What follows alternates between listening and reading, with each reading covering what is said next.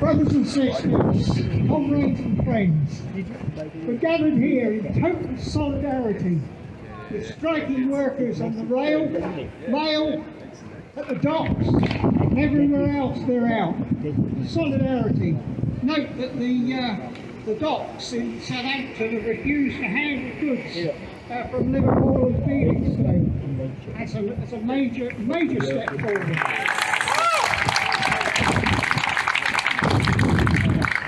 We've been on the picket lines, RMT, the Mail and Red Funnel, and we've managed to bring unity between those struggles by showing the pickets what exactly is going on up and down the country and using their examples. That's had an amazing effect. But the talk of with the bosses, yes, nationalise all of the utilities, and don't just stop there. Do the monopolies and the banks as well while you're at it.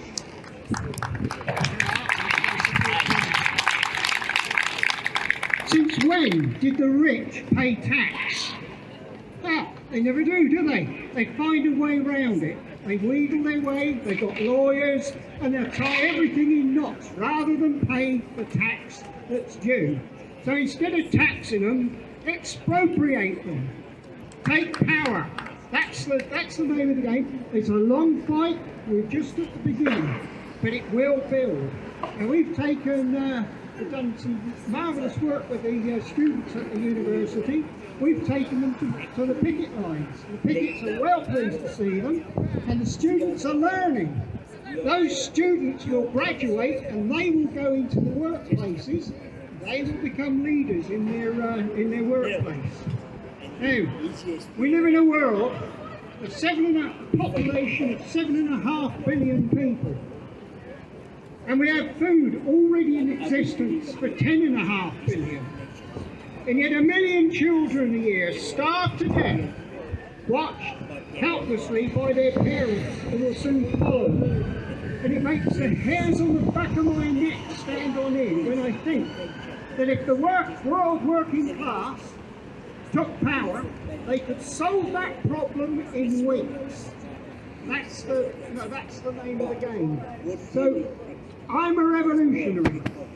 I support Socialist Appeal, and our word is getting across. Very small at the moment, but the conditions for revolution are building. We're just at the beginning. So forward to socialism. Capitalism is global, and so too is the working class. Forward to the socialist revolution.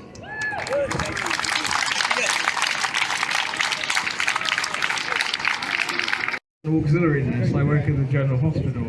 I just want to say about the state that this government has been absolutely just the parasitically funneling money that's supposed to be about saving people's lives into the hands of their crony friends. Like, I don't know if people remember the millions that were burnt away in PPE that didn't work. During the COVID pandemic, tens of millions of pounds were spent on these PPE contracts, and they all had to be rejected because they were substandard. Billions of pounds on a track and trace system which doesn't work.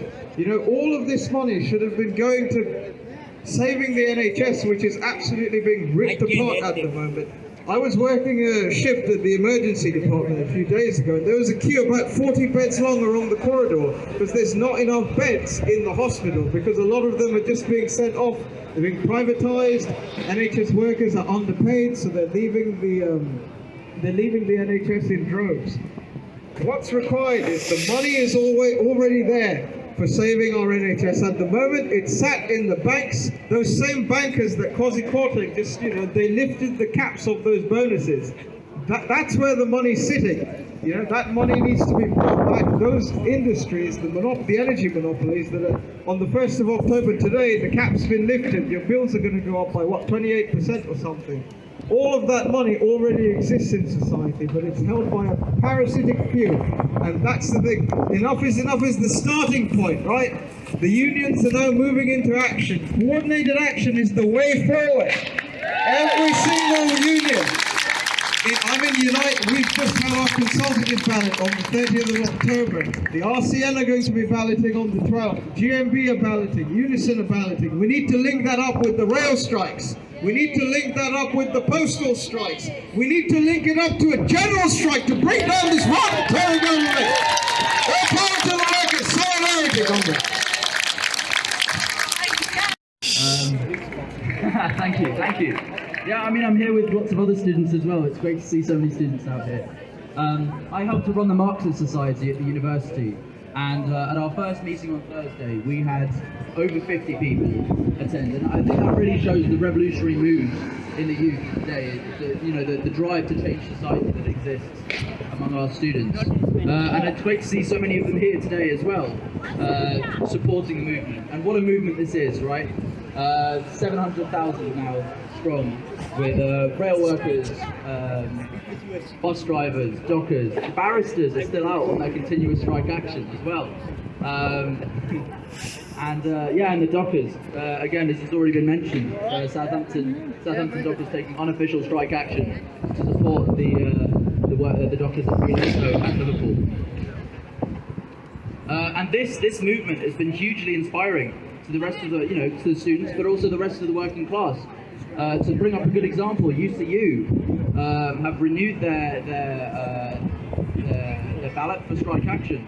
Earlier this year, they had the 4 Fights campaign, and they've now renewed it, the UCU Rising campaign, a much stronger campaign with 150 institutions all being balloted at the same time.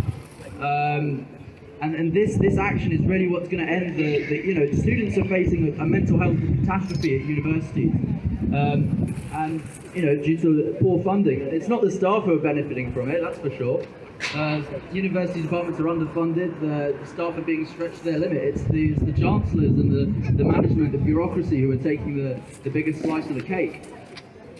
So this movement will continue to grow, right? This is the biggest day of strike action that we've seen so far in this movement, but it's not stopping, right? Nurses, teachers, university staff, the civil service, everyone is growing their strike action. It's building up towards a general strike to overthrow the Tories, towards coordinated strike action to achieve what ultimately need to be socialist aims. We need socialist demands. To solve this crisis. We need a 15 an hour minimum wage with a sliding scale of wages linked to prices, so that workers don't continuously have to fight for their wages to match inflation. We need a fully publicly owned, not only an NHS, but like you said, every single utility needs to be that funded not by taxes on the poor or taxes on the rich or borrowing, which amounts to the same thing, but expropriation. Expropriation of the banks, expropriation of the monopolies.